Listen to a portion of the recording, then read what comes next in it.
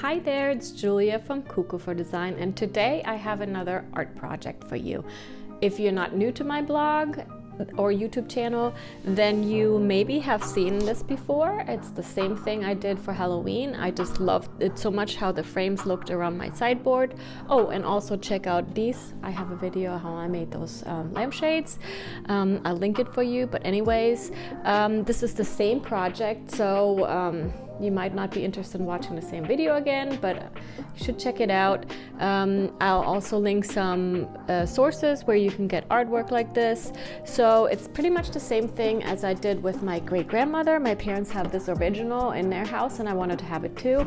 I spent more money on this because I had it photographed by a photographer and then printed on canvas, and then I did the same treatment to it and had it framed. This is a lot cheaper, but obviously just looks the same.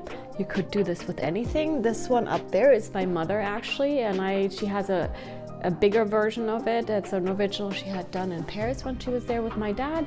So I mean, you can use this for anything you would like. And let me show you what I did, and I hope you like it.